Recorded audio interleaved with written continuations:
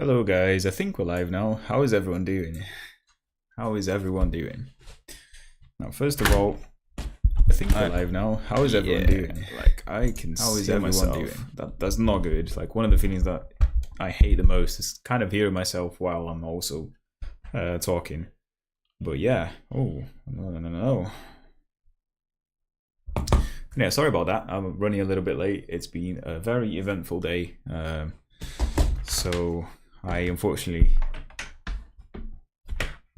kind of had to stay until, well, I stayed until 5 at work today, and then I was able to actually get some exercise in. But only after work though, which means I kind of came back kind of late and I had to eat, and then I'm here. I was planning to do the stream a lot sooner, but you know, I'm glad that you guys have managed to get a bit of me today. Hello, Robin. Oh, dude, how's it going, man? How's it going? It's been a while, man, hasn't it? I assume you have a lot of university stuff, dude. So I wanna, wish you all the best of luck, because I know quite a lot of people are going through university exams and kind of projects and stuff. So I hope you're doing too. I hope you're doing good as well, man. Yeah. Now let's see, what kind of music are we gonna put on? Now there's a problem. There's a little problem, because in the last stream we've been playing this kind of DCMA free Lo-fi playlist, but some of these songs are just straight up copyrighted. So thanks, yeah, just a bunch of side projects. Sounds good, man. At least you're busy, which is definitely a good thing, isn't it? Yeah, so let's start with this. So I'm gonna play it anyway, and hopefully we're gonna get kind of like no copyright strikes. But anyway, so half here, we want to do 75 there. And then I can kind of turn it down a little bit so you guys don't have to hear it too much. In fact, let me turn it down more and turn it up in here instead. There you go. Let me know if you can hear the music and if it sounds good. But yeah, let's get started. So in the last few streams, or in the last C++ stream, we actually did some C++ for the Nintendo DS, and we used the DevKit Pro toolchain. So the DevKit Pro tools to cross-compile binaries to the Nintendo DS, and we're also using one of the emulators to run the ELF binary that we get, that we output from the cross-compilation. Right now, I've got a project here, and hopefully it's still compiling just fine. So let's see, cmake build. Okay, but the thing is, did it actually compile the ELF? Yeah, it did. Let me just take a look at my settings, Jason. I'm not entirely sure what I put here. Oh, there you go. So this is what I wanted to add. So if you reconfigure, yeah, I remember us spending a lot of time trying to figure out how to call the right compiler for the cross compilation. And at the end of it, we just figured out that all you have to do is just to link in the DevKit Pro cmake NDS.cmake toolchain, and everything just worked like a charm, right? So we can still build it, right? Yeah, we can still build it. Can we still run it though? That's the problem. That's the question. So let's go into here. And is it Desmune CLI? Yeah, that's the one. So if I do a history and I grep for Desmune, sorry. The one I actually want is the option with the GDB. Yeah, this is the one. So essentially, all we did is we run that binary, which means it's actually waiting for the debugger to actually connect into it, so to tap into it.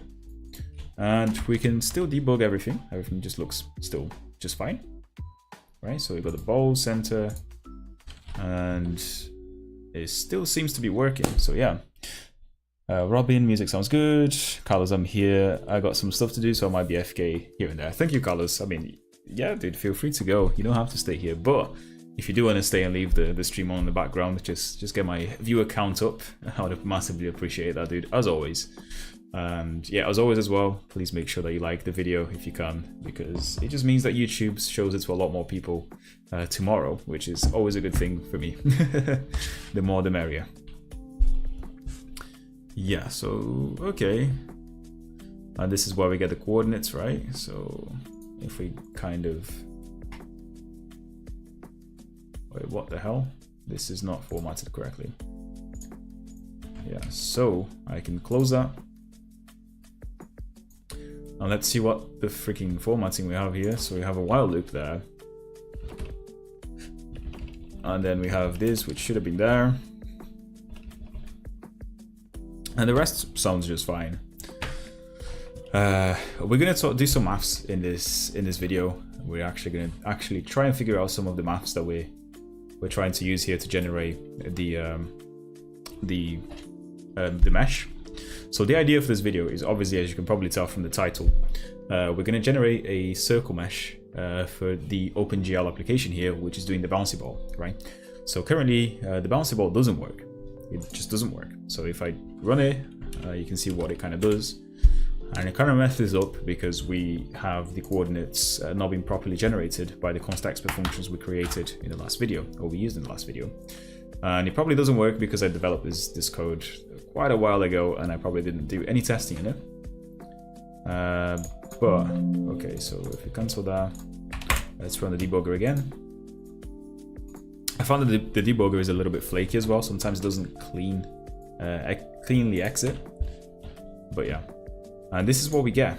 So it's something that is entirely wrong. It's supposed to be a circle, I think, with 5 triangles, if I'm not mistaken. Let's see. So where are we? So move ball, gravity ball, create circle, 5, yeah. So we're supposed to have 5 triangles inside a circle, and we kind of get 1 triangle here. I guess the kind of center is here, right? So it's doing a triangle there, a triangle there, a triangle there, and a triangle there. So it's not quite 5. 1, 2, 3, 4. Yeah, this is actually 4 vertices as well. So this is not quite a circle. We can all agree on that, right? But yeah, let's close this and try and figure out the maths. So let me open Zerno here. So Zerno is a very good application. I think I've mentioned it before. It's a kind of notepad application and it's written in C++. So if you guys want an open source notepad application where you can edit PDFs and stuff like that, and you also have one of these, which is a graphics tablet, you can draw things on Zerno, right? Now, the thing is it working? My graphics tablet is not working. Why is it not working? Okay, because we have the camera enabled. There you go. Okay, so that works better, right? There you go, good. So, we're gonna use this formula here, which is e to the I theta, I believe it is, equals to cos theta plus I sine theta. Now, why is this formula important? So this is actually something called the Euler's formula, and it shows you the relationship between powers, imaginary powers of the Euler number and the cos and sine function, right? So this is where you can kind of derive the famous formula. I think it's e to the, is it 2 pi I or something equals to 1 or something like that, right? I can't remember which one it is exactly, but it comes from this one. And it's actually a very important formula because we can also use this to find the n roots of the n roots of unity. So Euler's identity, for example, there you go, e to the I theta, so e to the I pi plus 1 equals 0. So e to the I pi equals minus 1. And it kind of is generated, I guess, derived from this, because if we set theta to pi, we can have e to the I pi equals cos of pi plus I sine of pi, which obviously, you know, this is 0, right? Sine of pi is 0, and this is, if you think about the pi, if you think about the cos, you kind of have something like this, right? So pi here is minus 1, so this breaks down to minus 1. Hence the formula e to the I pi plus 1 equals 0. That's the identity for you, right? And it's a very cool formula. I mean, there's many things that you can, many different areas of mathematics where this kind of formula pops on. So if you do something like pre-calculus before university or something, then you're going to learn about this formula. Hello, Antonio. However, what we're actually interested in today is the n roots of unity. So n roots of unity. And let's see if there's a nice website we can use here. So n roots of unity. This is the idea, right? Where if you do something like this, the nth root of 1, you get some numbers, right? You get a set of different numbers here. Obviously, you know, to a naive person, you might think that the solution to this equation is just 1 and minus 1, but that's not quite right. In the real world, in the real number set, yeah, this is the only solution. But if you consider imaginary numbers, if you consider this formula here in particular, this equation has actually got n solutions to it. Okay. Oh, roots of unity. Yeah, Antonio, that's what we're doing today.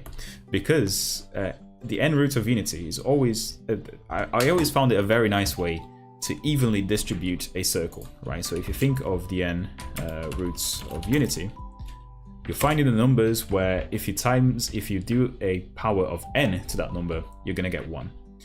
So you get a nice kind of evenly distributed circle all the time, kind of like this. So we can kind of generate the triangles based on the coordinates that we get on the circle. This is why we're doing n root of unity, and it makes it very, very easy to implement. Well, it's actually very, very easy to implement something like this in Constexpr in C++. Okay, so yeah. Now I don't really remember this from university or from pre-university, so I need to actually research some of this, because I want to make sure that the formula I've implemented in the past actually does what it's supposed to and actually solves this equation here.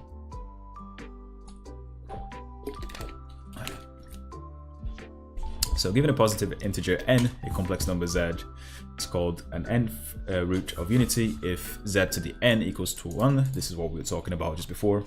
In other words, z is a root of the polynomial x to the n minus 1. Okay. And here's where, you know, we kind of use that Euler's formula. So instead of, I guess, where is the key? Where's my So instead of this here, e to the I theta, we simply put this as e to the, I think it's 2 pi, k over n times theta here. We just rewrite it as 2 to the 2 pi times k over n here, right? That's what it's doing.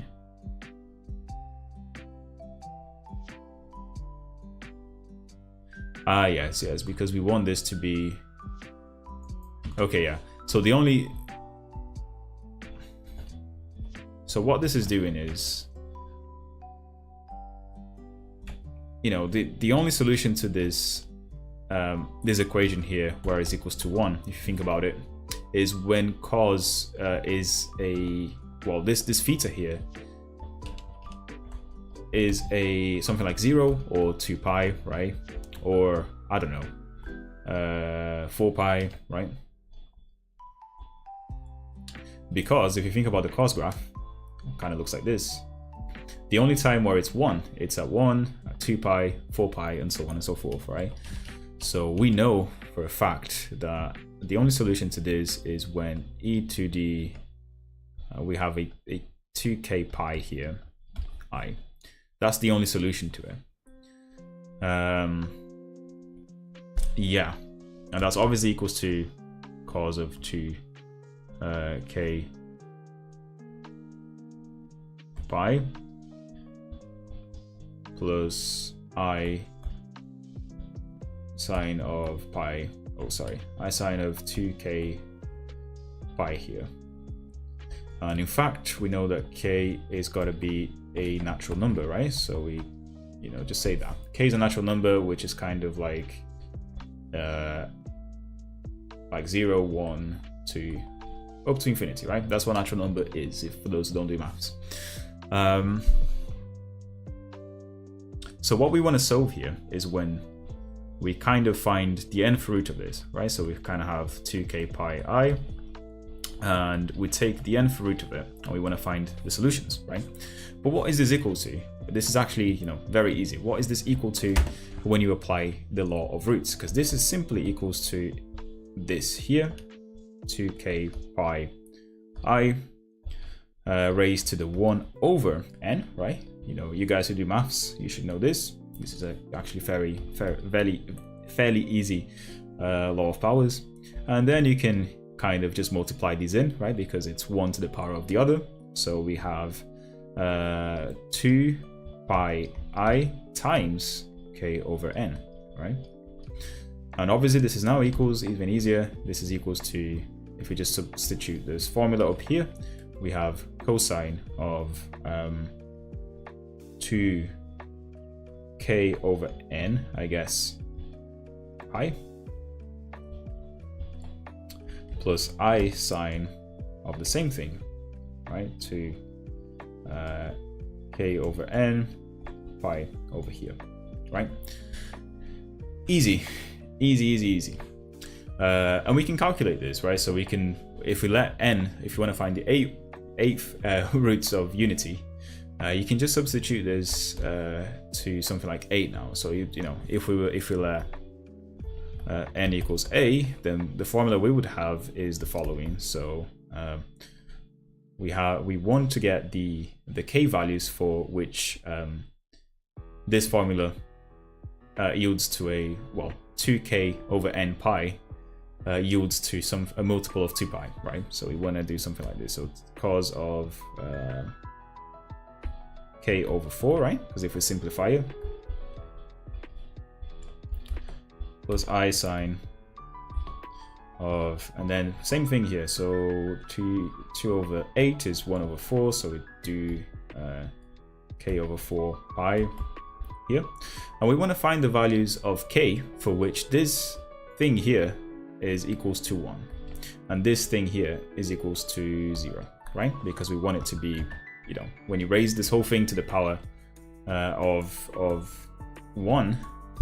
n, sorry, you want to make sure that it's 1. Is that correct? Now I'm not too sure now. Am I doing this right? But we'll figure out.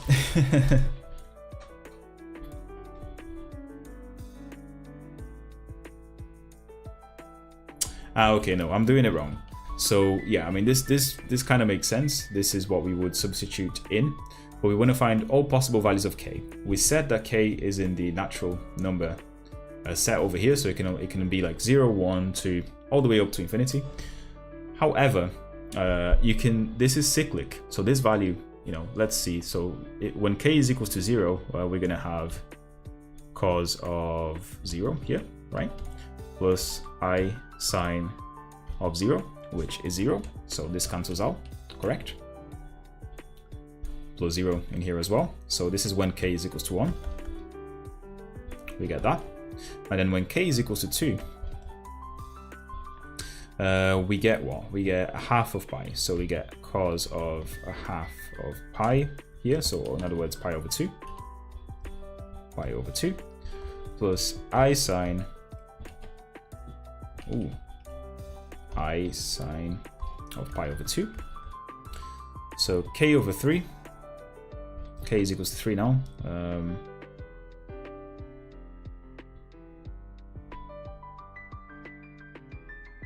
I've done something wrong. This should have been... Yeah, this should have been k equals 0. Oh gosh, why am I getting so many mistakes today? So yeah, let's move over with this up here.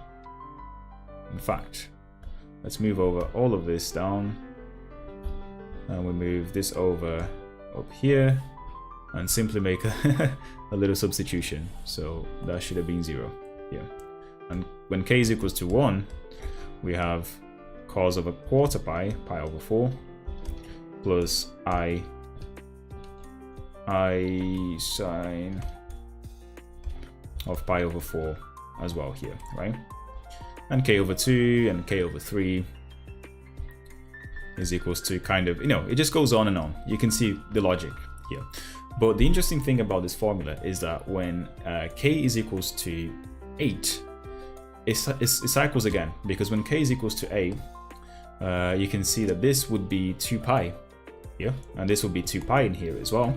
And if you know the graphs of cos and sine, you can see that it repeats, you know, it's periodic with 2 pi, right? So the only values you can have is when k is equals to 0 to k equals to 7, right?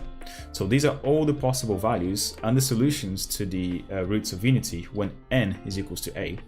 So all these numbers, all of these imaginary numbers, when you raise them to the power of h, you're going to get 1, right? For example, when k is equals to 2, you can go Wolfram Alpha and kind of show you what I mean here. I think Wolfram Alpha does it, right? Wolfram Alpha. So cos of k is equals to 2, pi over 4, right? So pi over 4. What is that? That is equals to 1 over a half, right? And I sine of pi over 2 is just, you know, we can kind of I sine of pi over 2, pi over 4, sorry.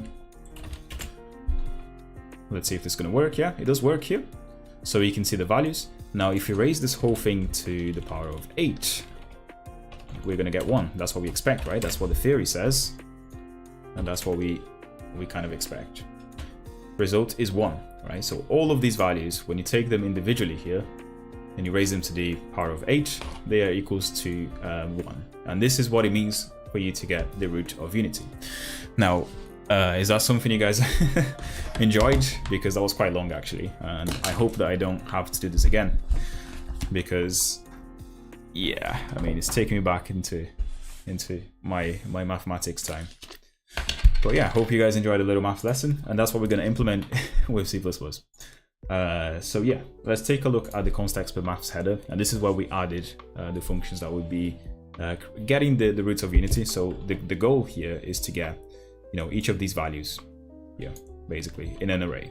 That's what we're trying to do with the Constexpr functions that we're gonna be working with today.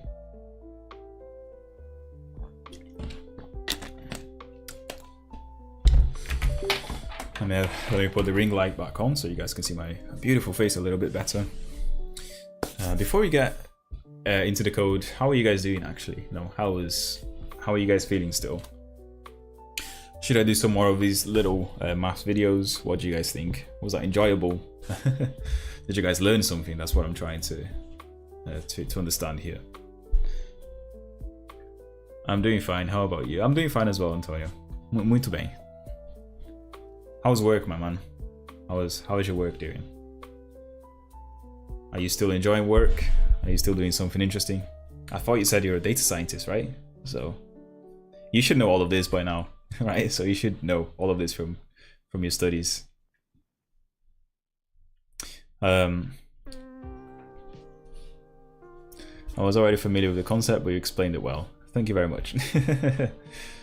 So right. Let's try and understand what I did here. So I'm battling with crisp right now, shaking my head. I don't even know what crisp is, dude. I'm kind of interested now. What is crisp?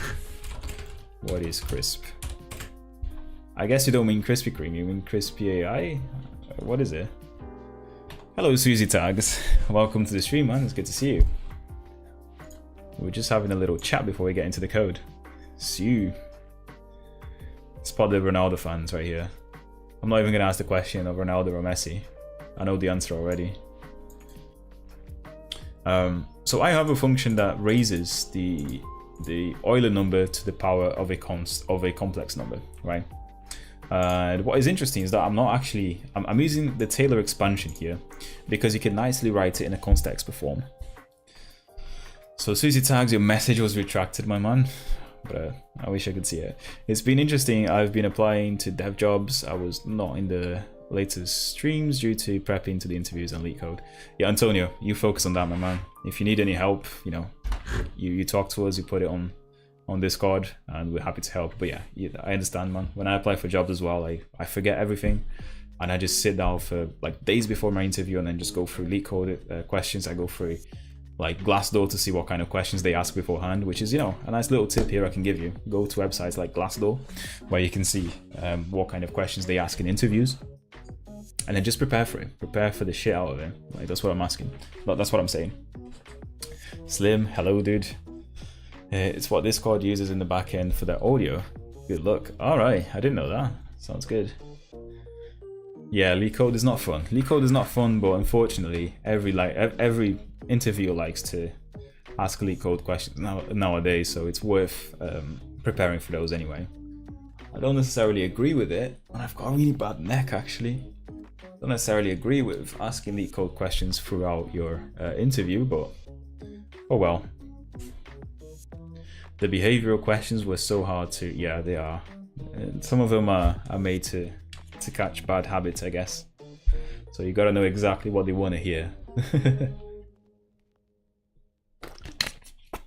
Yeah, so exponential. What I've done here is actually I've used the exponential complex number Taylor series here. I think this is what I've done, right? I'm not entirely sure.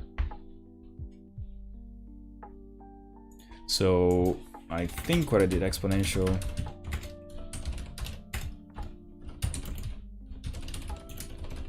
So the Taylor series is another very important thing in mathematics, where you can kind of expand any functions that has derivatives into like a series of like sums, basically.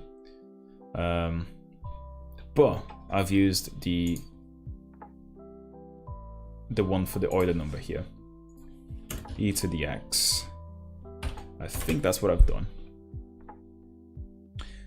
Okay, yeah, there you go. So here we go. So this is what I've used, which is quite easy to implement in Constexpr. So e to the x is equals to 1 plus x squared over 2 plus x squared over 3. And this works for powers, imaginary powers as well, as far as I know. I enjoy some of the leak code questions. I like the mathsy ones. I don't like the DP ones. DP? What does that mean? I'm finished with some of my side projects now. I'm thinking about learning web scraping. Yeah, Carlos, if you learn it, dude. If you want to learn it and you want to learn a language, that's really good. In other words, Rust. I have just the project for you, my man. So if you want to help me out in this project, where is it? Was it a Rusty crawler or some shit? Yeah. I need to stop swearing, guys. Like, I'm a YouTube partner now, and I really don't get ads if I keep swearing on the videos. It's kind of annoying. But this is it. Carlos, check out this project, man. There's some web scraping in there. And I could do with a little help. Dynamic programming. Ah, okay, dynamic programming. What is dynamic programming? Like, what is dynamic programming? Like, obviously I know what it, I've done it before, but I can't remember what it is. It's both a mathematical optimization method and algorithm paradigm. Wait, I'm not going to understand anything from the Wikipedia page, am I? Dynamic programming is defined as a computer science, programming technique where an algorithm problem is first broken down into sub-problems. The results are saved and then sub-problems are optimized to find. So it's like divide and conquer algorithms. The name is awful, but what is meant is brute forcing with memorization. Yeah, that makes more sense. When you say that, it makes way more sense. Yeah, I mean, why did they, yeah. Why is it dynamic? I don't understand why it's dynamic. But anyway, I'd have to learn Rust, but see how fast I pick. Yeah, Carlos, you'll enjoy it, man. You'll definitely enjoy it. Yeah, so this is what I used, and I'm pretty sure this is the formula we've got here. So we've got 1 plus x, plus we've got my power, which is just a power function, assuming that this works, to do 2 over 2 factorial. Yeah, so there's a lot of moving parts here. You can see that e to the x actually is taking, you know, x to the 0 over 0 factorial, which is, I guess, 0, right? Or 1, I guess, yeah, 0 factorial is 1. And then it's doing x to the 1 over 1 factorial, which is also 1. And then it's doing x to the 2 over 2 factorial. And this is the formula that we're implementing right here, right? So my question is, the factorial Constexpr function, is it working? Let's see. So all it is like x times x minus 1 times x minus 2 times x minus 3, all the way down to a 1, right? So if x is 0, we return 1. Otherwise, we do x times factorial of -1. So I'm pretty sure that this function is working correctly. I'm pretty sure, right? Now, I kind of want to write some tests for this function here because I'm not sure if this one is doing everything correctly. But we can, you know, from the looks of it, is working fine. The only moving piece here that could not be working well is myPal. So myPal is just a, you know, raises the x complex number to the power of y, I think, right?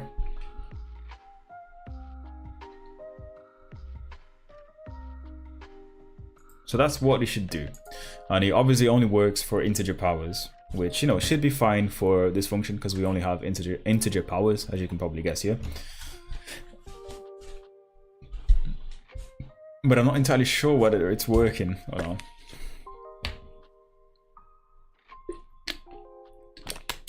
So again, the bottom line here is when y is equals to 0, we return 1.0f. Which should have been, I guess,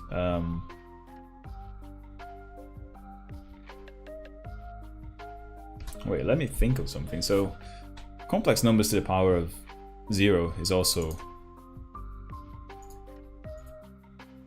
yeah, what the hell is it? It should be 1, right? So let's go to Wolfram Alpha, the best maths website. So I to the power of 0. What is that? Is 1. Yeah, so that also makes sense. Cool, right? So this doesn't look too wrong right now. So when we have something to the power of 0, it's always 1. But then we times it by x, and then we times it by x. Okay, and because it's a complex, a stud complex, then this should be defined, and it's Constexpr for us.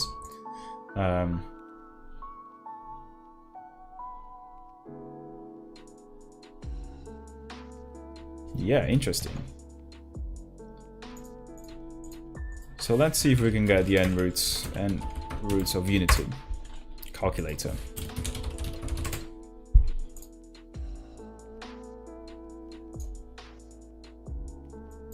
Complex number root equals 8, right? If we do that, so we have all these values here.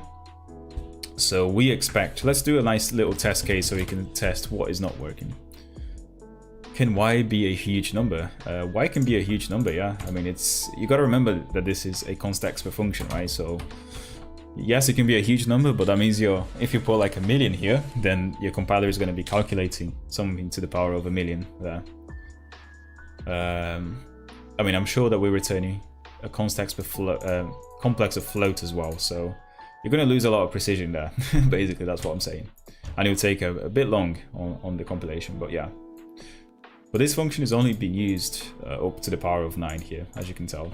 So we're cutting down the Taylor series only to the 9th term here, because that should be small enough, right? Because if you think about, 9 factorial, we have a number over this number here, and when you think about it even further, so all of the powers of x all of the powers of all of our x's here, they will have a modulus that's pretty small. I think it's like 1, right? Let me think about it now.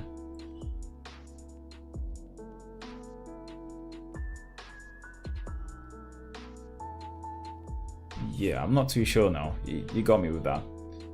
But yeah, we'll think about it later a little bit. Let's do some more analysis later. But yeah, I just want to build some sort of like, oh, here is the description for the video today when I was writing it out. I want to build a sort of test case so we can see if it's returning everything correctly or not, right? So this is what we have, imaginary and I.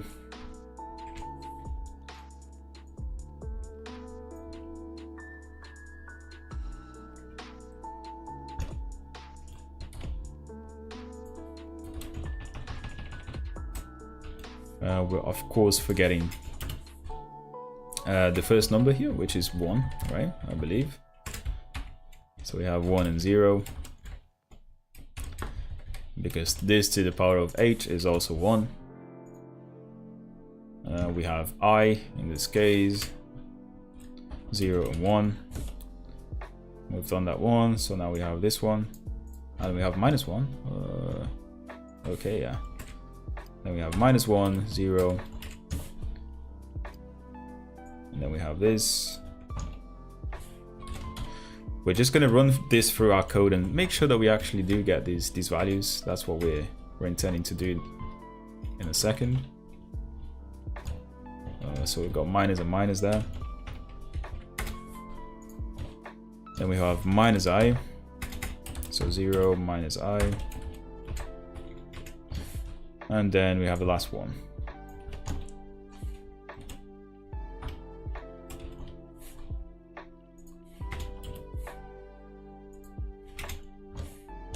And they should have been a minus as well. Oh no, I don't want to save this. But we're going to get all of these values, and we're going to do a little test somewhere in our function, I guess, right? So I guess we can put it into our main and we can debug it and see what happens. So we can do something like std vector of std complex of float here. And these are our test values. So these are our test values. And then we can just put them here. What is going on? Do we not have vector?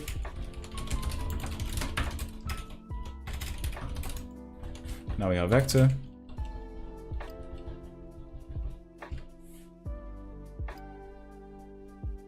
Identifier stud vector is undefined. Okay, what is going on? Okay, so this is not a... This is a Unicode character, never mind, it's not the minus symbol. Okay. Yeah, what the hell was that though? Ah, I see, yeah. So the one that I copied from the website is not a minus symbol, it's the Unicode for it. So that's what we expect, right? And let's see what we actually get when we do this, right? So how do we calculate the root of unity now from this?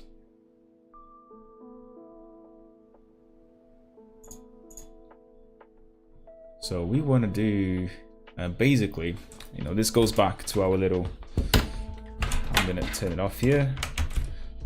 This will go back to our little calculation. Right, do we have, okay. So what we want to do is we want to go through like 0, 1, up to n-1, right? And we want to do e to the power of 2 pi and then k over, I'll do this, k equals this, 2 over n, right? I.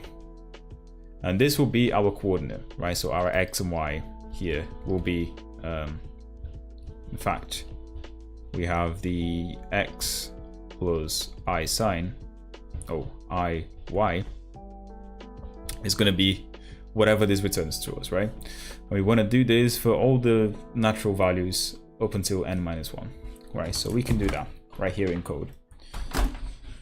So let's get it. Let's get it, boys. So is there any questions, guys? Are we following through? Do you understand what I'm trying to do? Because it's not that difficult, but it's not that easy either. So we're trying to see if our function is returning the correct things. Right, so coming up to the main.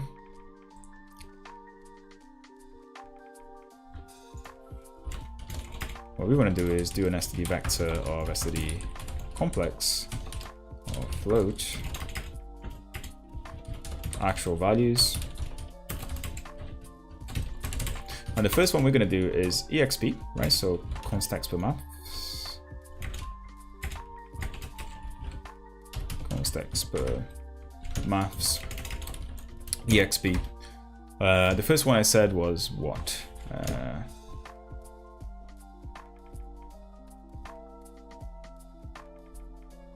Yeah, I times that. So we're gonna do 0, and then we have 2 times pi. Is pi here? Do we have pi anywhere? Yeah, we have pi defined there. 2 times pi, and then we have times and k over n. So say this is 8, right? This is when, actually I didn't put it here, so the 8th roots, 8 roots of unity. In other words, n equals 8 in this case. And we're going to do the same thing here, so we have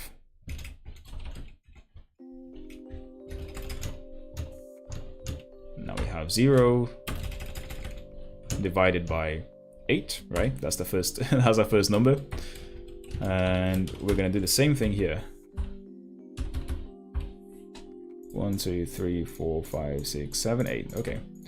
We're going to just replace this with every number that we can think of here. 7 over 8, right? Obviously, we want to put 0.0 in here, maybe 0.0f, just to force it to be a float operation.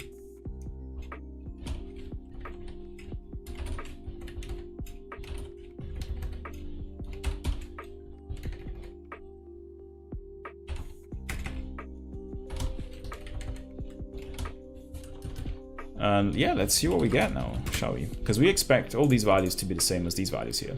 That's what I'm saying. So the first one is obviously going to be equals to 1. Now this is...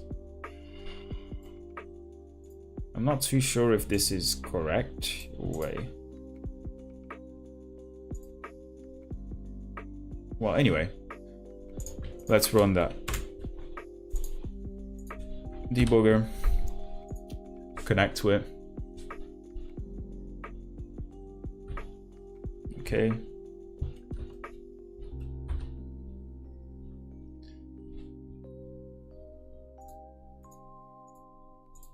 Can we really not see the values? That's kind of nice. Oh.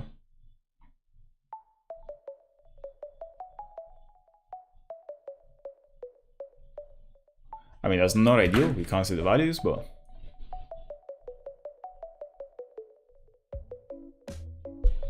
we can print them out, right? Let's look at the debug console.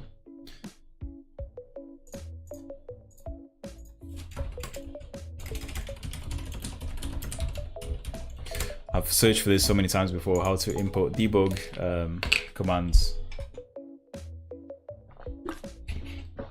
Okay, so it's exec.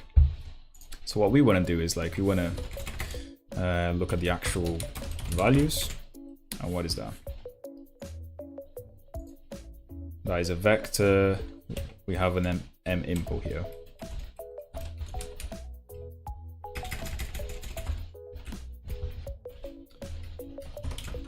So what is exec? Exec print. Could not find operator.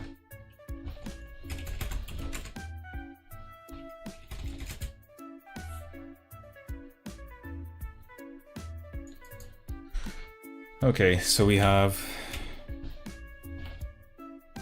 m start.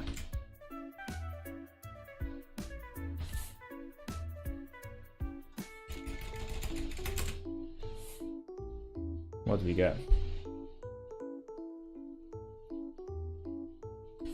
Is m import in there?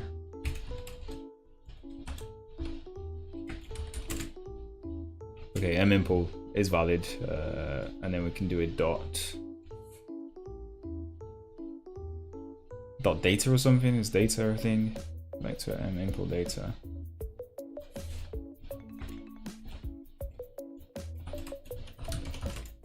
There you go. So we have a pointer here. Now, how can I print pointer as float GDB? Do you use a window manager to change between the browser and the editor so fast? No, Patrick. Welcome to the stream, by the way. I don't have a window manager on Windows, unfortunately. I just use Windows and Control Tab. PA. So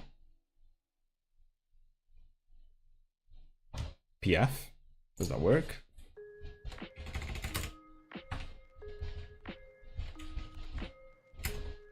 Oh, my battery is low, so I might have to get a new headset in a second.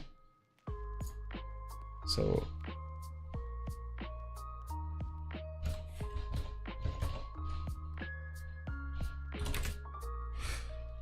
Okay, that doesn't help too much, does it? So m start is equals to that. Oh well. Like, I don't know why I can't just see the values here. It's kind of annoying.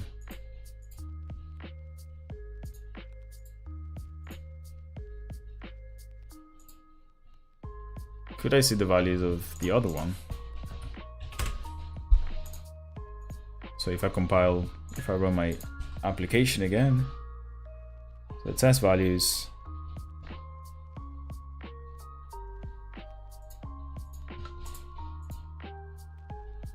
Oh, this is kind of annoying.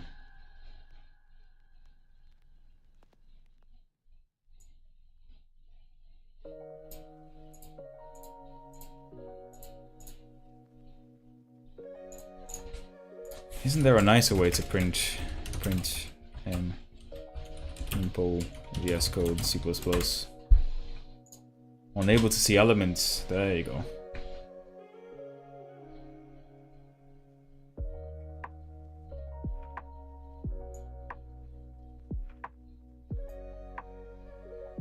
Wait, what worked for me in remote Linux machine? Please check the user share Python on the server. It might be different to you. Wait, what is this? For Windows, if you only see the memory address for str containers when debugging, you probably used an x64.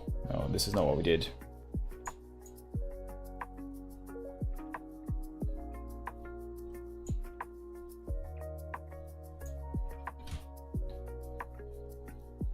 Okay, yeah, we can do this, I guess.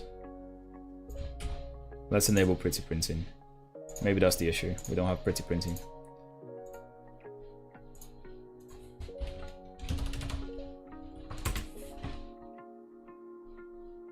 Yeah, we have pretty printing in here. Well.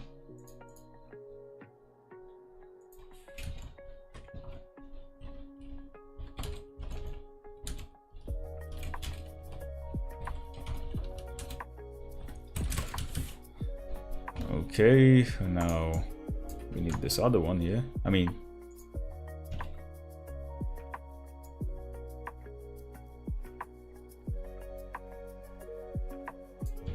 I don't know if that's going to change anything, but let's see. Let's just not enable the other one. So we start a debugger.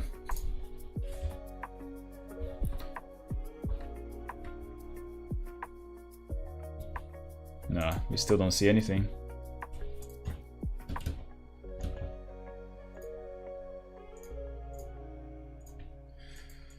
So we want to print pretty printing C++ VS Code remote debug GDB. That's what we're doing.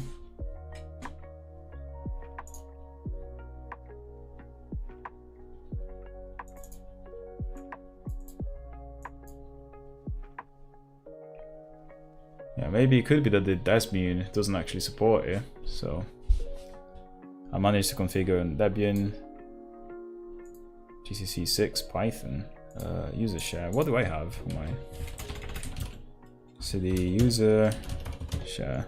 I hate configuring with JSON. Get so confused with nested brackets. Yeah, I agree, dude. I feel the pain now.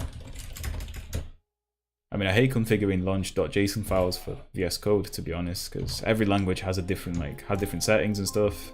Every language server. So, but the one that is definitely the most complicated to configure are GDB, remote GDB debuggers.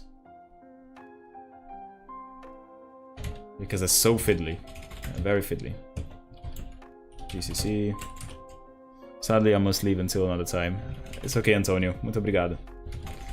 As long as you drop a like, dude, I'm glad that you joined in the first place. So yeah, thank you, man.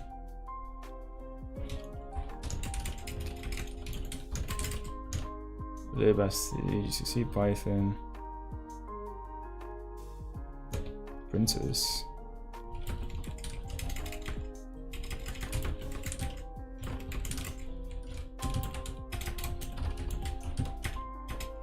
What GCC do I have here? So I've only got 2.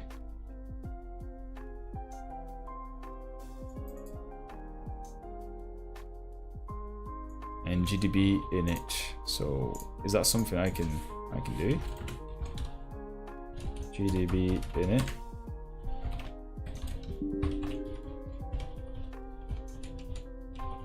I wonder if this is gonna work.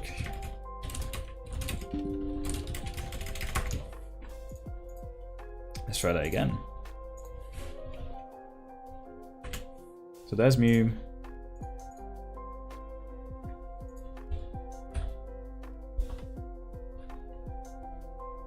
Do we have pretty printing now? No, we still don't have pretty printing. Ah, gosh. This is not cool. I mean, do I know it? Can I see? Can I just for loop over them for inside equals 0, I less than a. I'm gonna do it very like lazily now. I'm not gonna spend too much time on it.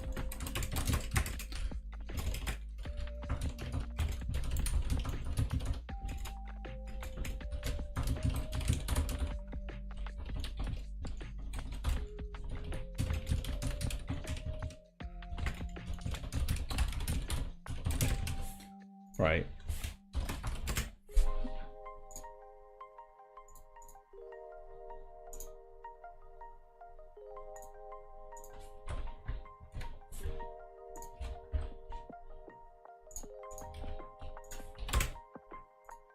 Let's try it again, but now we have like a for loop that hopefully, you know, it might get optimized out. I hope that it doesn't, but we'll see. Yeah, it does get optimized out. So all of this code is not being used, and it's getting optimized out, right? So what we can do is we can probably put something that actually does something in here, like this, just to cause this to not be optimized. So what does this take? This takes what? This takes a U33, right? So we can do something like, you know, test 0 plus test 1 here, and we can static cast it.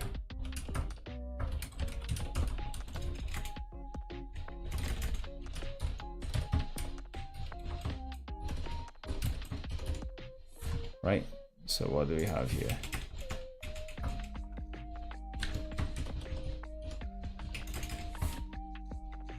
A pointer to a bound function. Okay, so it's a function. Okay, and then we can do the same thing here. Static cast. This is a very hacky way to cheat the the compiler. Don't do this at home, kids. So test dot actual dot real. Like this way, we actually do something with the variable, and it won't get optimized out. That's what I'm saying, because you know the compiler is smart enough to look at all this code and kind of figure we're not using this anywhere, so why should we put it in the final binary? And it just gets rid of it. So that's what was happening with the for loop anyway. Not the arrays. The arrays I could see the values of, but oh.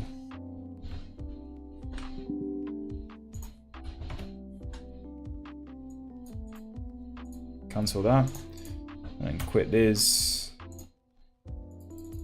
Okay.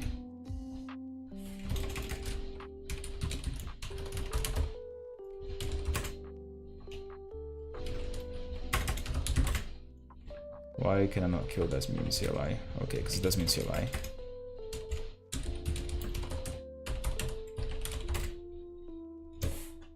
It didn't kill it. Send a sig kill to it. There you go.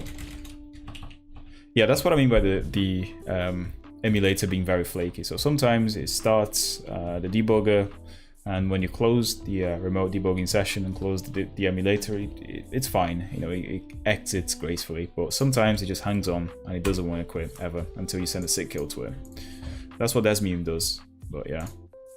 By the way, that's the emulator we're using. It's called desmum. It's a very nice Nintendo. Oh, why can't I put a breakpoint in here?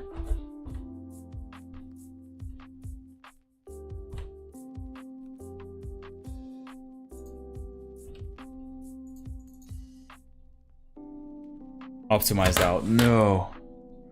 No damn way. Can I do something extra though? Can I just not optimize anything? So maybe settings.json, and then we can do something like configure args. We got that.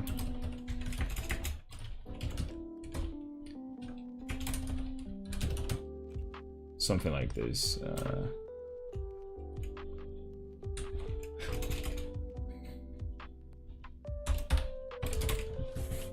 I don't know, but wouldn't be super hacky to just be ested out to the real value.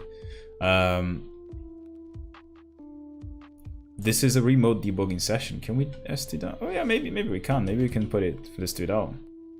But I'm not even sure if it has a stood out implementation here, you know, because this is not standard C++. Hey, what's going on here now?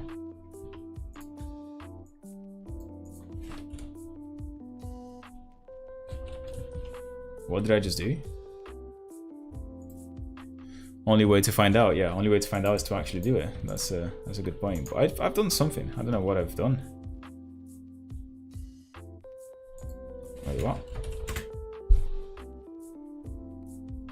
Also, a linker input file unused because linking does. Linker input file unused.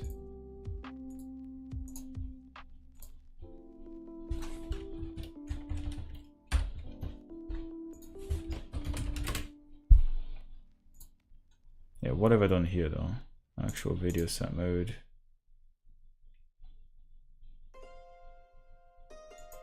Video set mode is undefined.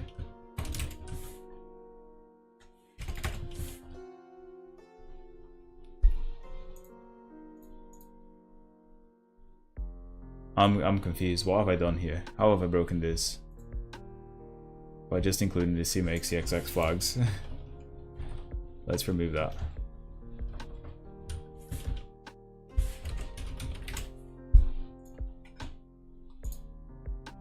Is he happy now? Oh, okay, so I can't add any flags to it. Okay. But yeah, let's actually try to IO stream out of it, right? I mean, it is available. Now, if we just stood out.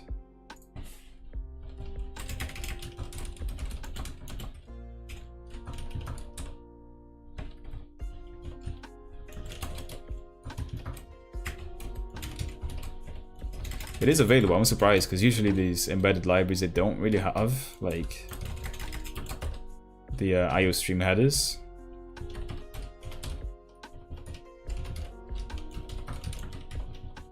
I don't know why I didn't try that in the first place. That's a very good point.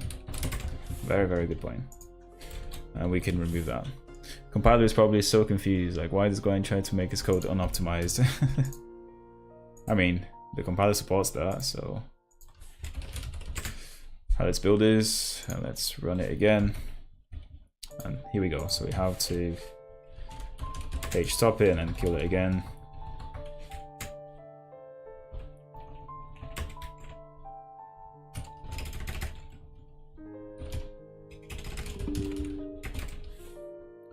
Okay.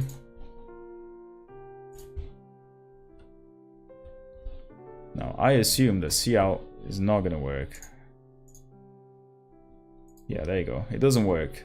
Cout is not. Wait, does it work in here?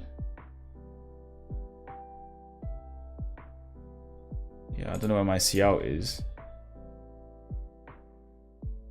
Okay, it does work now. Oh shit, yeah, nice. I mean, cout doesn't work, but it gets the value unoptimized. So what do we have? We have a very small number. Okay, yeah, let's try this again. Yeah, Robin, that was a good suggestion anyway because it made the value unoptimized, so it's good. Oh gosh, this is.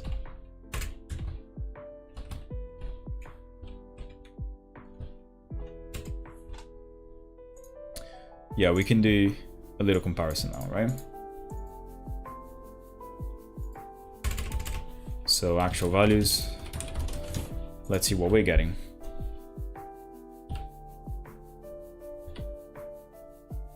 Oh, no. Let's stop this. Let's do it again. Let me put a breakpoint right here.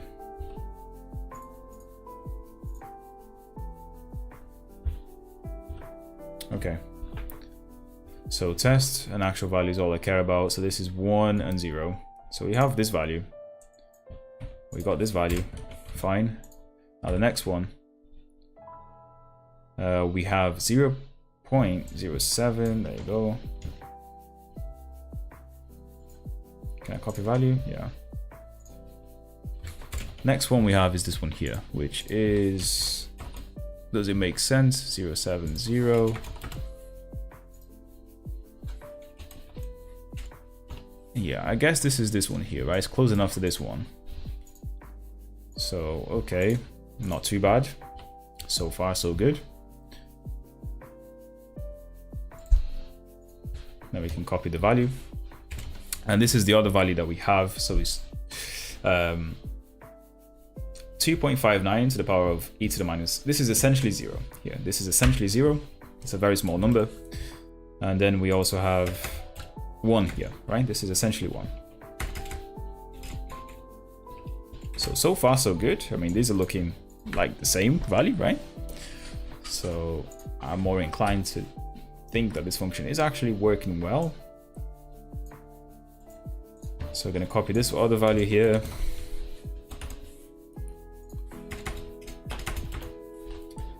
And this is the next value that we have. And this is this value right here. Yeah, so the third one, so far so good as well.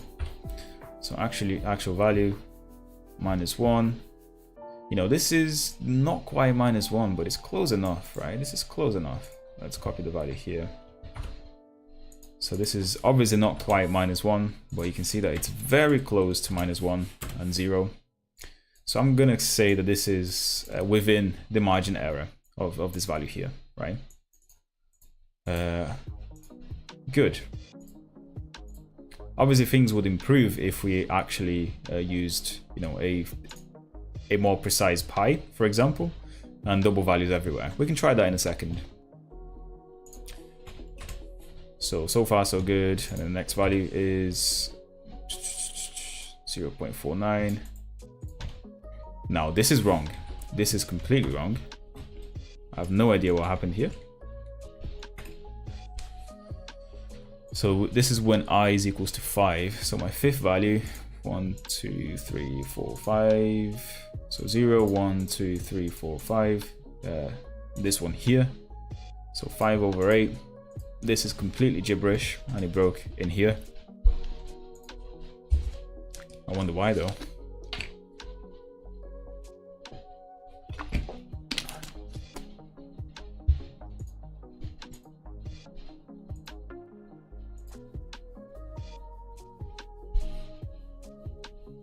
Let's see what happens to the 6 for 1, shall we? So this value doesn't quite work, right? No. And then the other value is something that also doesn't work, I guess. I like that the thumbnail just has a DS with a big CMake logo. Thank you. I spent like 30 minutes making that, dude. I'm glad you appreciate it, my man. And that surely deserves a like on the video, right? Surely that deserves a like. So this is also a no for us. So the test value is supposed to be 0.7, and now we have this here, which is wrong as well. Let's put it that way. It's just wrong. Copy value.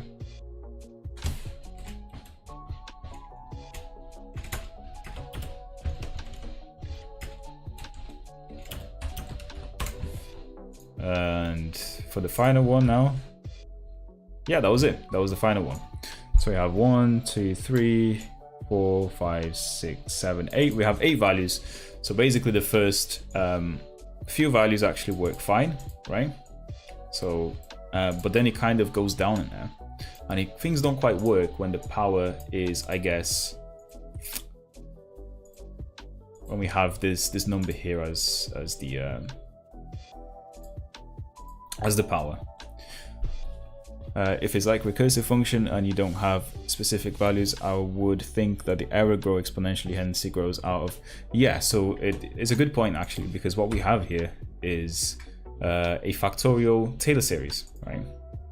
So what happens in a Taylor series? The Taylor series works very well in this format when you're near a value that's near 0, basically, right? So when you have a value that's near 0, this is going to work marvelously, right? However, as soon as you go away from that, which is what's happening here, you can see, so as soon as the power goes away from 0, so this power here was basically 0, so 0 works fine. This power is like, I think it's something like 1/8 pi, so it's, again, very close to 0, closer to 0 than the other ones. And it keeps getting worse and worse, right? So my power is recursive. Yeah, so it is. But that's not the only issue. My power has no issues at all, I think, in terms of the recursion, because my power is just timesing the current number times the one that comes before that, right? The actual problem is the Taylor series, because I don't have enough terms here, right? This would have to keep going quite a lot, I think. So we can try and figure out now. So if I do my power, let's just keep going. So x to the power of 10 over the factorial of 10 plus my power. In fact, why am I not copying and pasting this? Let's copy a few terms, right? The compiler can work this out quite easily. So in here we have x to the 8 and 9, and then we have 10 and 11. I gotta keep an eye on the songs because some of these definitely have copyright. There you go. I think this one does have a copyright on there. Final Fantasy, can we trust that? Probably not. We're gonna get Genshin Impact copyrights, probably, yeah. Stardew Valley, I trust this one to not have a copyright on it. But yeah. So 12, and then we go to 13 here. And we go to 14.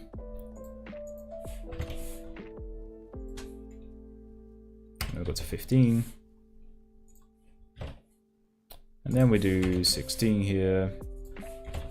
And then we do 18 here. And then we do 20 here. And then we got 22 here. And of course, in these ones, we have 16, we had 17. And this would be 19. And this is going to be 21.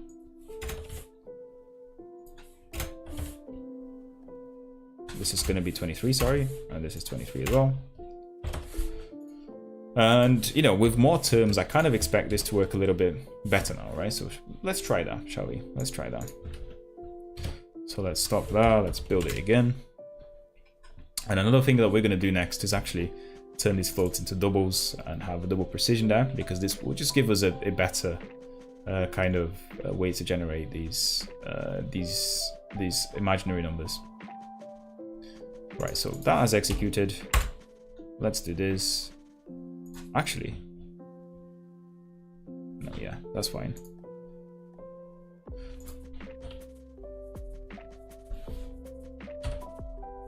So test and actual. So test is 0, and then we've got 0, 1 and 0, 1 and 0 again. 7, 0.7. That's fine. We have 0 and 1, and then we have basically 0 and exactly, you know, it's closer to 1 this time. You can see that it's not like a 0, 0, 9 value. Sorry, 999 value. So 0, 7 again, and then we have 0, 7 again. And we have -1 there and 0. And we have -1 and a value that's very close to 0. That's much better, right? This time. So which I is this? This is I equals 4. So I equals 4. 0, 1, 2, 4. We're still fine. And I equals 5, we're still fine as well last time. Okay. And this is where it broke down. This next value is where things broke down. These values here. So the last 3 values. These were the different values. Let's see what happens now. So the test value is 0, -1. This is still very close to 0, -1, in my opinion. So like this first value here is a very, very small value. And the second one is 1. By the way, I sent you a Spotify playlist on Discord for you. Good stream music, in my opinion. As far as I know, all songs are copyright free. Thank you, Robin. I'm gonna try that out right now, actually, because I'm kind of sick of listening to this playlist over and over again. You know, it's what I listen to every stream, and it kind of gets boring, to be honest. But I appreciate it, man. And there you go. Let's listen to it, shall we? Thank you. I'm gonna turn on the random. Yeah, so this is kind of where it broke down, and so far it's still good, right? This value is still good. And that was it. That kind of been it. What? Let's try again. What? I don't understand what happened.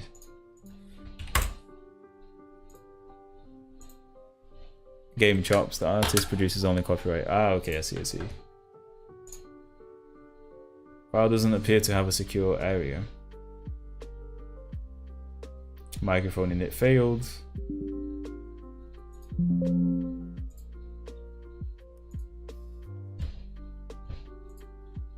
Okay, so debugging stopped working. Just out of nowhere, just randomly stopped working. Oh, that's fine. Is there any more Desmune stuff hanging around? Desmune? No. So let's start that, and then let's start this. Gotta debug the debugger now, yeah. I don't know what's going on.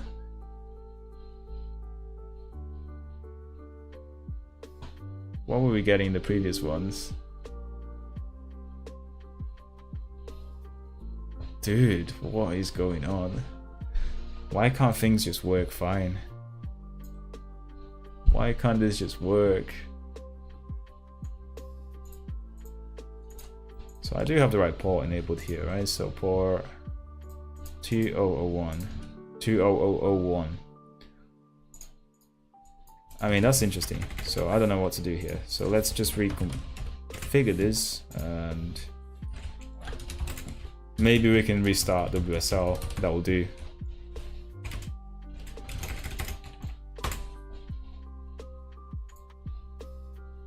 Okay, yeah. I don't know what happened before, but something happened. But anyway, let's go over again. So when I equals 0, they are the same. I'm only interested in when I equals 0, 1, 2, 3, 4, 5, really.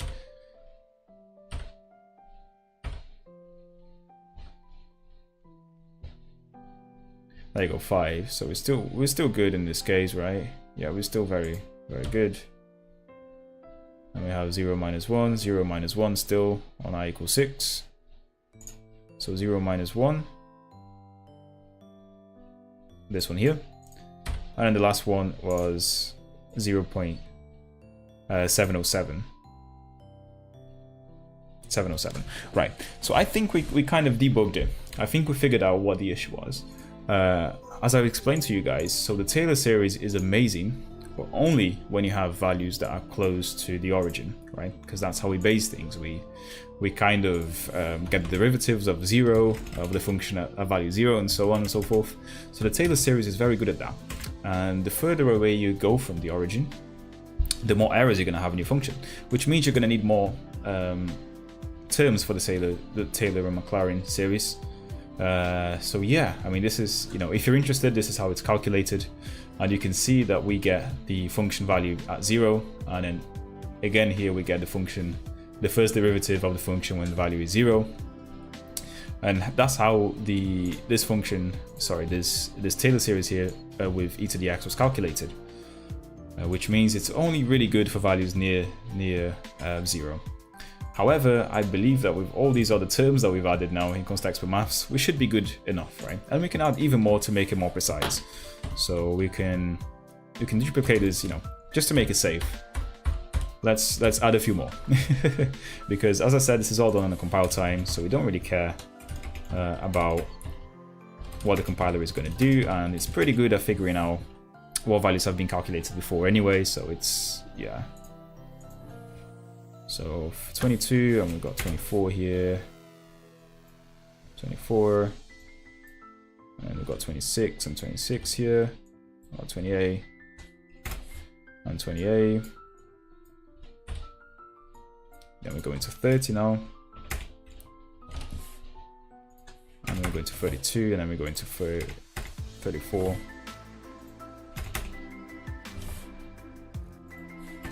I'm enjoying this playlist, man. Not to be that guy, but wouldn't be neat to make it in a loop or recursive function so you can change the Taylors with just one variable. That's a good point, yeah. That's a very good point. And yes, absolutely, dude. Maybe that's what we can do next. Okay.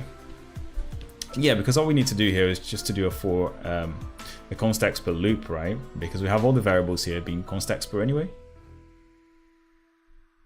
Yeah, that can work. And then we can, depending on, I guess, the exponential, sorry, or on the size of x, and I mean by the size I mean the modules of x. We see how far it is from the origin. We can add more of these factorials, right? So you just increase it with, yeah, exactly. Doesn't look too hard to do. No, yeah, it's not hard to do. I'm just kind of doing the manual work first, and then we can make things a little bit better.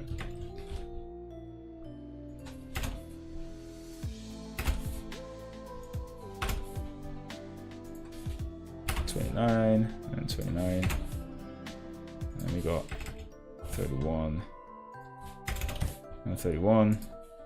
We got 33 and 33 here, and 34 and 34 here. And yes, you are absolutely right, by the way. So what we can do here is, like, instead of doing this, we can kind of do a for. Well, first of all,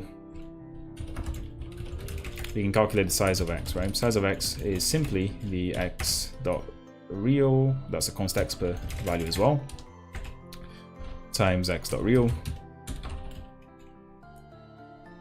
plus x dot imaginary times x dot imaginary. And we want to square root all of that, right? So yeah, now how do we square root all of it in Constexpr? that's the question. So we square root here a std square root.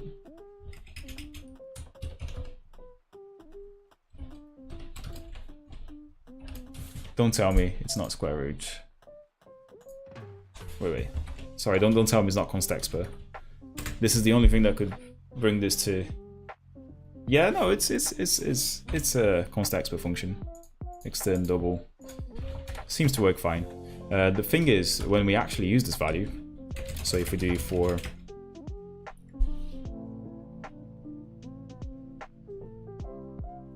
alright, then that's the thing, that we have to decide how many terms of the Taylor series we want to calculate based on the size of x, right? And I don't really know. I don't really know what's a suitable one here.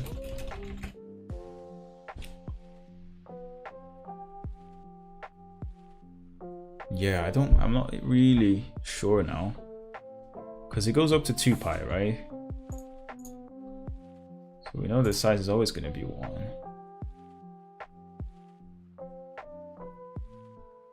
Yeah, I'm a bit confused now. I don't know how to get the factorial. How to get the number of Taylor series, the number of terms here in the Taylor series based on the size of it. Because now that you think about it, all these values would be size 1, right? Because they are by definition the root of unity. So maybe we can just hard code it for now. How many terms do we have here? So we have. Yeah, we have 30 whatever here, so we do for int I equals 0, I less than, I don't know, like 38. Sounds like a good one to me.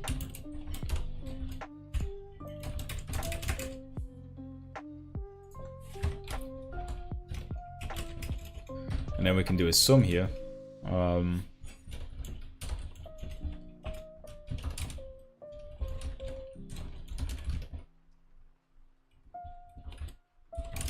Isn't I equals 2? I equals 2. No, we can do it all here because this first terms, if you think about it, is just like, my power of x to the 0 divided by factorial of 0, right? That's what the first term is. And the other one is x to the 1 divided by factorial of 1. So it can all go in a for loop in this case. So we do sum plus, and then we have x to the power of I times that. It's okay, it's not a bad dude. And yeah, I think we just return the sum in the end, right? So let's see if this is gonna work. We obviously don't need the size anymore. Yeah, so in Constexpr expansion, XP, what is not Constexpr? Is for loop not a Constexpr? So error create is not a constant expression.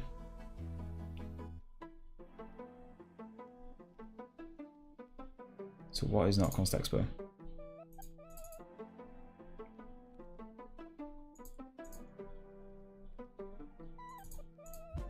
Wait, what is not a Constexpr now? So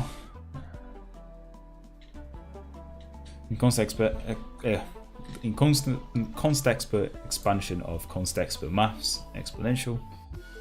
In Constexpr expansion of factorial I. So I is not a Constexpr. Why is I not a Constexpr? That's interesting. I thought this would be a Constexpr by definition. For auto. Constexpr int I tuple size value. Like, I don't understand. Like, what is, if I change it to auto, is it gonna make it any better? No, it doesn't. Yeah, maybe we can't do this. Maybe this is, the compiler is not gonna let us.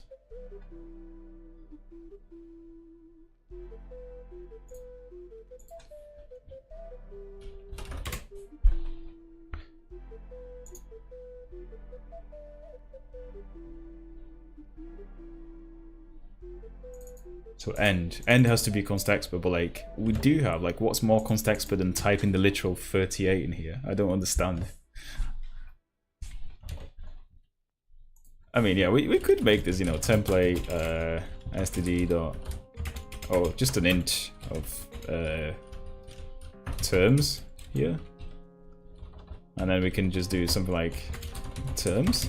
Is this gonna be happier now? Because if it is, I'm gonna be pretty annoyed. No, it is not happier. But yeah, at least we can pass in the number of terms that we want in this expansion.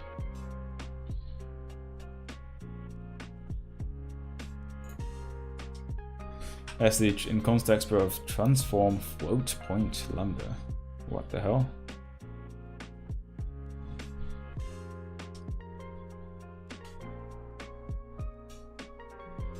No, template argument deduction.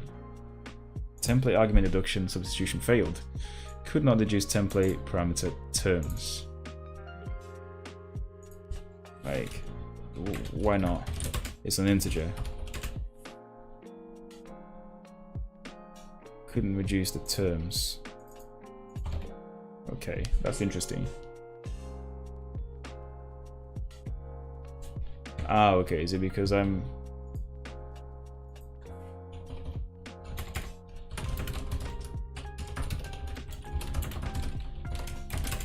Because if this is the solution, it's just very annoying.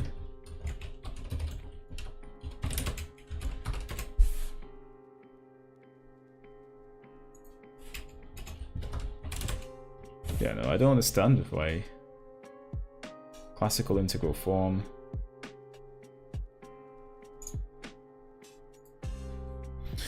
What if you change the auto sum to sum equals 0, 0?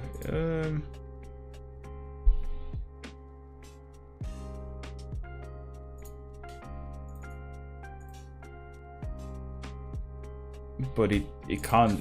Well, this has to be a complex number though.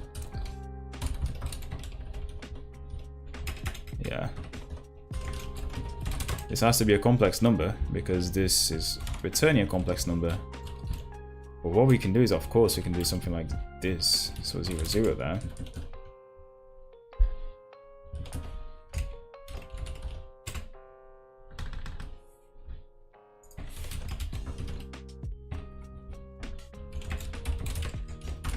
We might have to ChatGPT this.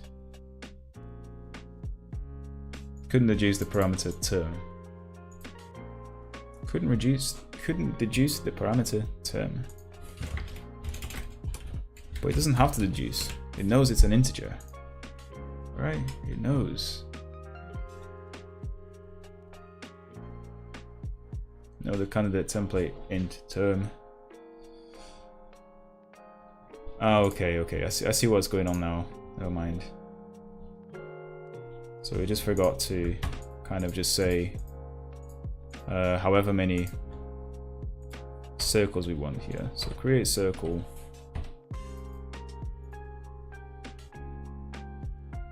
So there's an issue here. So if we do 38 terms, it still doesn't work. Good.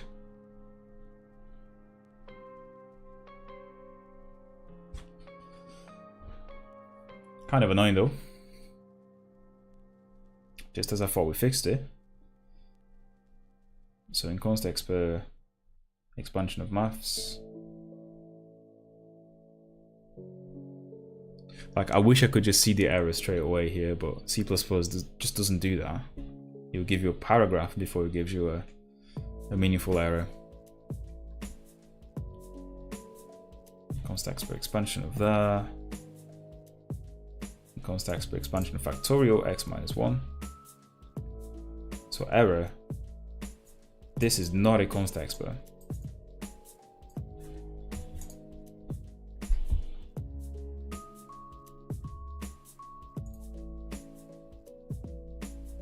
But you know, this kind of works, right? So if we're struggling, we can always just do it by hand. Is it gonna work now? That's my question. No. So couldn't deduce the type. Okay, we can just remove that one for now. Give me an error. And create circle.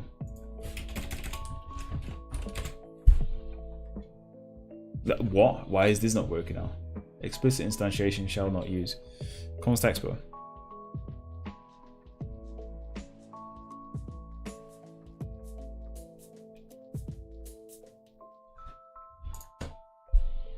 Ah, okay, yeah, my bad. Line 45 missing exponent. Yeah. I mean, I would like to get this working though. I do agree with you, Robin. So maybe we can get the big guns, bring the big guns, and then just ask ChatGPT how to do it. Because clearly ChatGPT knows more C++ than I do. Because last time he actually gave me a valid function. So write a Constexpr sum function in C++ that uses a for loop.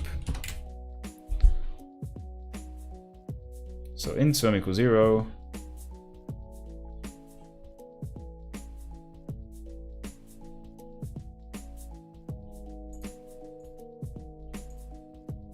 Okay, why does it not work then? Like, this is exactly what we've got here. Oh, except we have a different type, right? A Constexpr complex number sum function.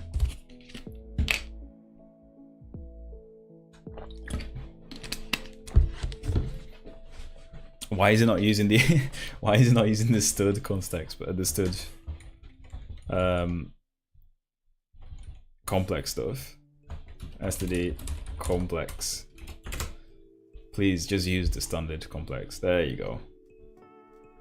So we do have the sum equals 0, 0. That's what we did up here, right? Sum. Well, yeah, we got that and that.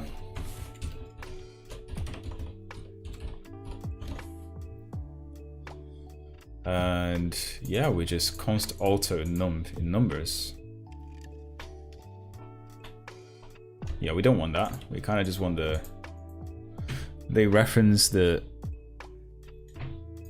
Oh, I can't read that, unfortunately. It's got heart in it, but they reference... There's something. Yeah, they're referencing the numbers, the array that it takes in, by the way. This doesn't work. This doesn't work because vector isn't Constexpr. Unless it's like C++ 23, I think, or something like that, where vector can be Constexpr, I think. But yeah, this doesn't work. If I were to compile this, it would complain. In fact, let's try it now. So if we go to godbolt.org, which Cloudflare is like having an issue with me. I don't know why, but so what do we need here? We need include complex. We need to include vector.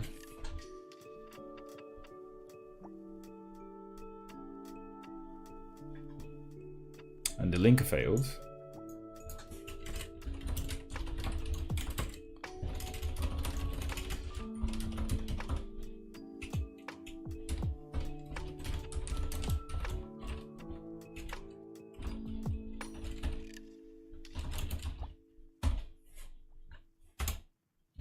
Let's see if this is gonna work.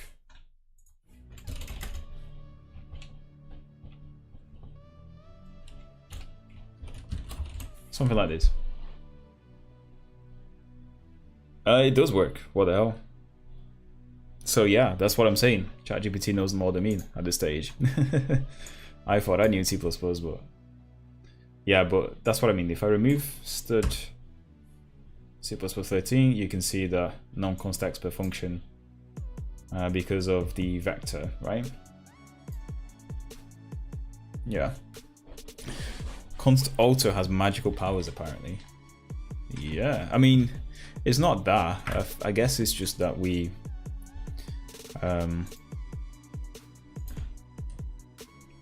kind of pass in the vector that has all the values in it. So because of C++ 23, as I said, vectors can be Constexpr. So it knows that whatever values come in here is Constexpr, so it's not complaining that. But my point was, what if I did something like this instead? So int I equals 0, I less than, what is it, numbers.size,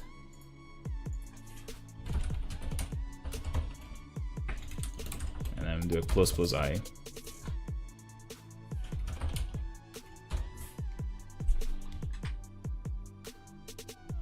Yeah, this is what we get. Use of undeclared identifier number. Did you mean numbers? Yes, I did. I did mean numbers. So tell me this works. If this works, I'm done. Yeah, this works. So why does our code not work? Yeah. Point is, you don't have to reference the const here.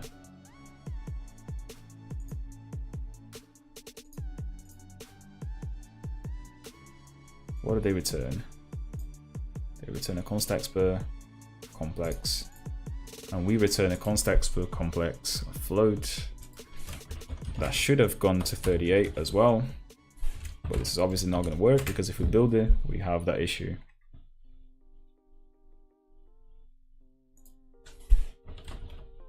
So this is getting my nerves now. Let's do another 5 minutes on this, and if you can't fix it, we move on. Let's see if I can kind of figure what the issue is as well here, because I'm in Constexpr Circle, expansion of transform, an expansion of stud begin, Constexpr expansion, Constexpr expansion factorial. This is where it's complaining about. So something in the factorial doesn't work. Ah, okay, so it's basically thinking that, I guess I isn't a Constexpr value, therefore when it goes into factorial of int, it's not taking this as a Constexpr, is that correct? I don't know.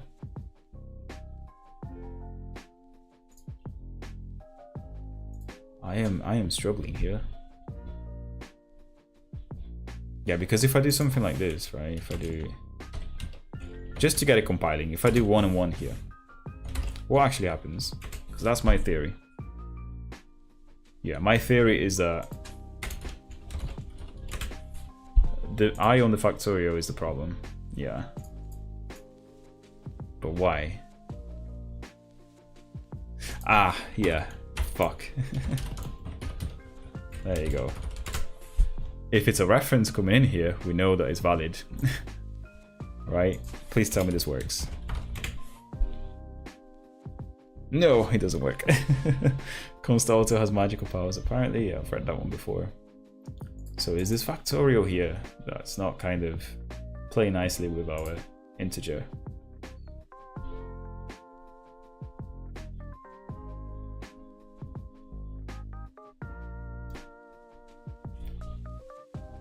But we pass an integer here too, so I don't quite understand what's going on.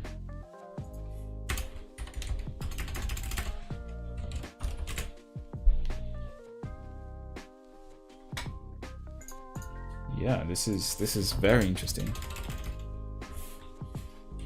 Pass for loop variable to Constexpr function.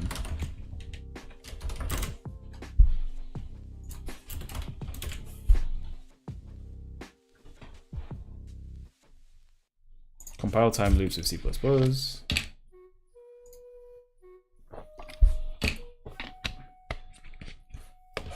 Since we're working at compile time, the solution isn't that simple. I'd like to do something like this. Yeah.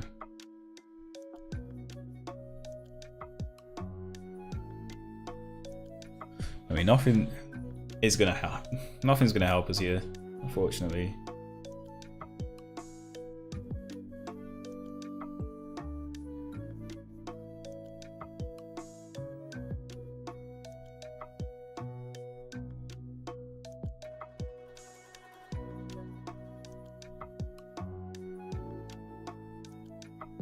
It's like we can't force this I variable to be kind of Constexpr all the time.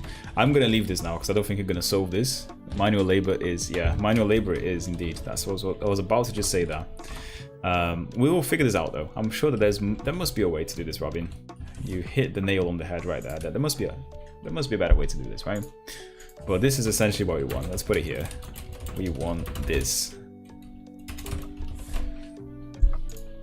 And now it should compile again, hopefully.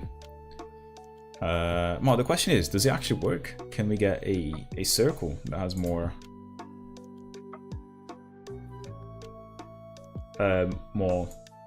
better triangles in it, right? So let's try that. If we run the debugger, and if we just let it run this time, we don't really care about. Oh, there is a breakpoint there. We don't want that. So this is bad. This is looking a little bit better, I guess. I don't know. I don't really know. But yeah, I mean, what happens when I add more and more triangles? So, hello, Miguel. How are you doing, man? It's good to see you, dude. I've not seen you in a while. Have you finished all your work now? You were doing university, right, man? Have you finished that? How is it going? It's crazy how many people I've got watching me that, you know, still go to uni and kind of are finishing their degrees right now. So they are on massive amounts of pressure. But have you uploaded your C++ compiler? I have not uploaded. I don't have a C++ compiler. I can tell you what I'm using here. This is DevKit Pro, which is the GCC compiler. Compiler Explorer, you're using C++ 23. Yeah, so I was using C++ 23 here. So this is what I was using before. I can actually upload it if you want to play with the code. I'll give you exactly the code that we're running here. So I'll just paste it here so you can kind of play with the code, I guess. So we want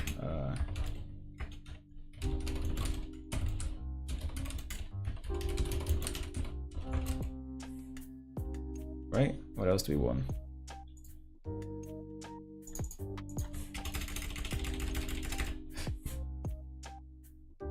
I'll give you guys the link to this code. I'm pretty sure I can show it.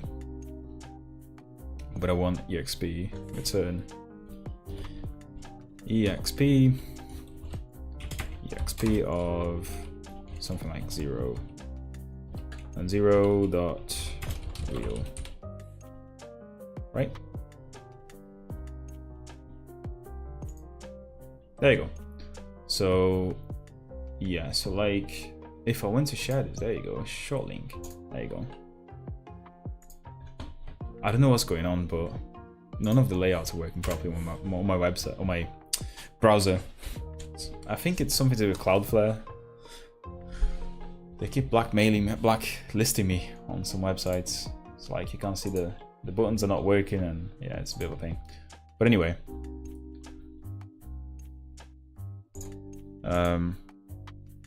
yeah. So let's add more circles, shall we? So let's add more triangles.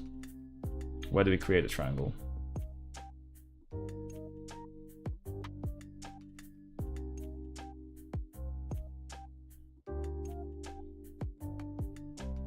Oh, that's a good point. Where do I create the triangle? So circle.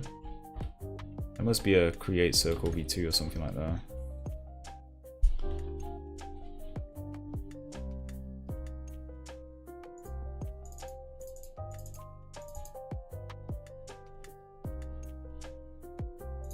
So you have the power, which is 0 pi I over n. Wait, your commented out code works in Compiler Explorer. Does it? That is interesting. Yeah, it must just be the compiler then. So it must just be the compiler. Let's have a look.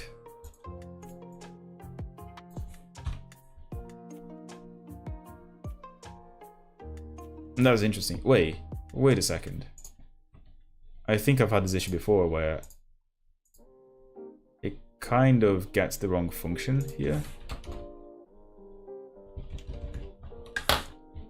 So if I do something like this, what's my factorial calling? So it's none. If I just call it v2. Okay, no, there's no function, right? Yeah, because the reason why this function here is called my power is because I had a massive problem trying to figure out what was not Constexpr, because my power, or just the function power, is coming from the complex header as well, which is in the DevKit Pro implementation of complex somewhere, and that is not Constexpr. So I had a massive issue with that, but you know that's not the case here, though, unfortunately. Yeah.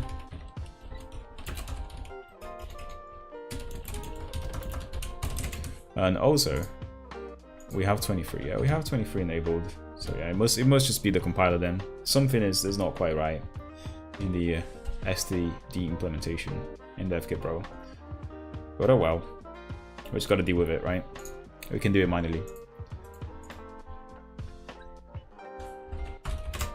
And it should still work. Fine. Yeah, good.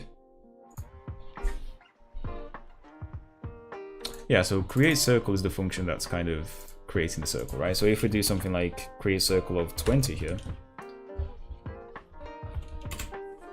let's see if it's going to work. I just want to see it running. Okay, so that didn't work. Page top.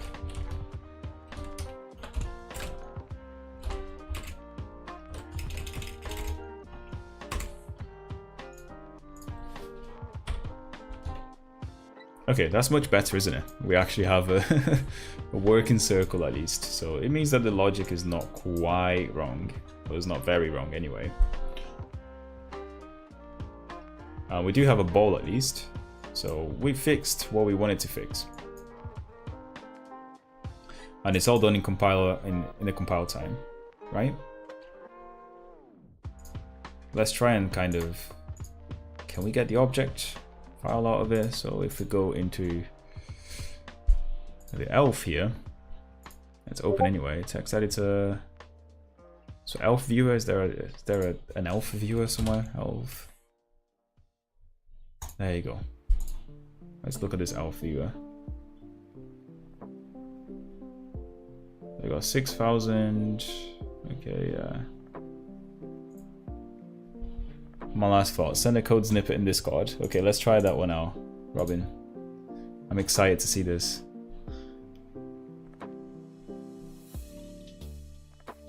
Dude, that's really good, yeah. I see what he did. So he kind of used the...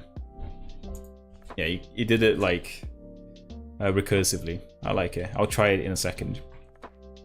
Let's just see the elf viewer to make sure that it's actually been compiled to the binary itself.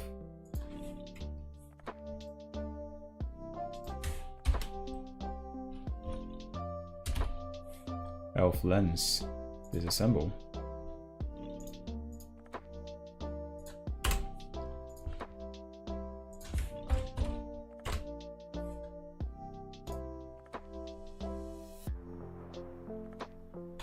I don't know what elf lens does, but we can clearly not see the thing.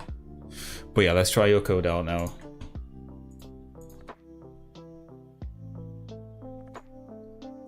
Complex EXP Taylor series exp.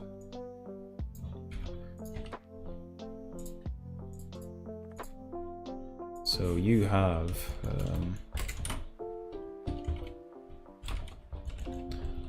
I really like this implementation because you've basically just turned it recursively, and it makes it quite a lot nicer, doesn't it, than having all of this here. So we have my power of that over n, and then x and n minus 1. Yeah, x doesn't change, I like that. And then we have this as well. And we have factorial, let's move that up here somewhere.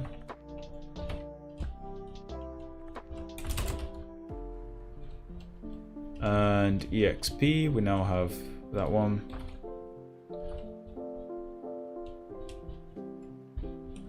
Let's see there. But what are the terms that you use? 38, yeah. Use 38 terms. I like it. I like it, dude. Actually much better than my implementation, so I appreciate that. But does it compile on the dev kit pro? That's the... it doesn't. Why not? Let's see if we can make this compile. So in Constexpr, so what is the issue here? Int n minus 1. Load next term. No, yeah. In Constexpr, yeah, it's...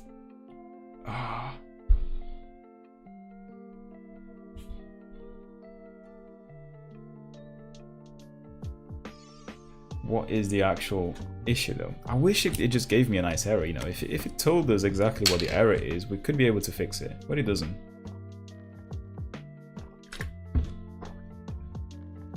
It's in line 26. So Taylor x like helper.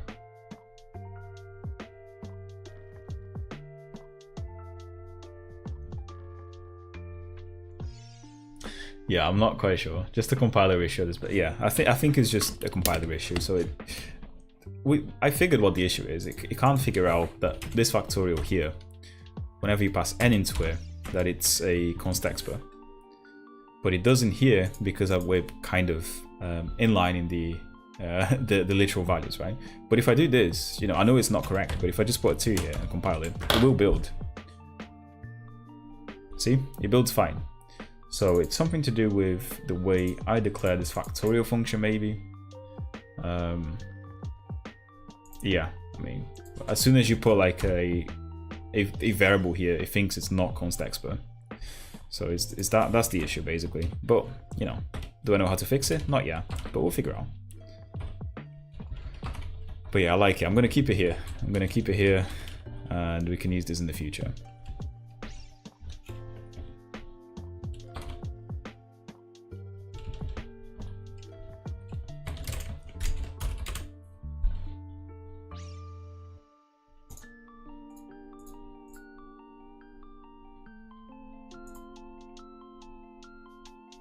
R value std move, dude. It's not that deep. It's a compile time.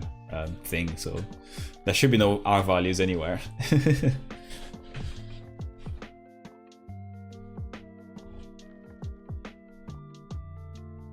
Right, so what was I gonna do?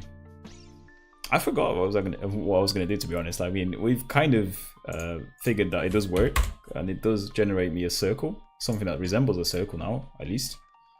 It might not be perfect, of course, but it's a circle nonetheless, right? So what we're gonna do is we're gonna kind of make it move a little bit, I'll say. But I'm pretty happy with today's stream though. I think I'm gonna stop here because I do actually have to go to sleep soon. And making it move is an entire different beast. So what we're gonna have to do in the future streams is actually to apply some matrix transformations onto this program, because at the end of the day, you know, this whole program here is just doing some OpenGL2. That's what it's doing. You can see that I'm setting the lookup matrix here, and there's the viewport being set. There will be a world transform at some point. You can see here it pushes a matrix, which is the identity matrix, I believe, right? Pushes the current matrix onto the stack. Okay. And then it translates that matrix, and then it rotates it a little bit. But I don't change this at all, right? So maybe... So what is it? X, Y, Z. Yeah, maybe I can do a rotate X. Where's rotate X here?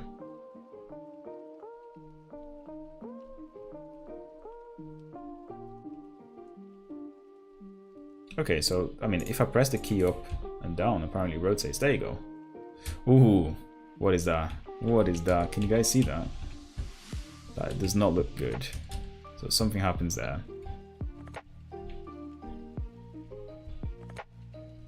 Yeah, but, you know, we're gonna basically just have to change the matrices to kind of make the ball go up and down and kind of bounce in the way that you expect it to bounce with something like gravity, right?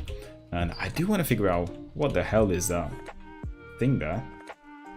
This is maybe another mistake with the code, but you know, that's for the future, right? But you know, I enjoyed doing this stream with you guys very much, and I hope that you got something out of it as well. It's been definitely fun, and definitely kind of weird trying to work out how this compiler is working, working out the Constexpr functions and figuring out what works and what doesn't work. And turns out not much works in the DevKit Pro compiler. But yeah, I mean, I hope you guys have a good evening, and I'm going to call it here. I'm not going to ramble too much. Make sure you like the video, make sure you stay tuned for the next streams, and I'll see you guys next time. Bye bye. Ciao, ciao, guys.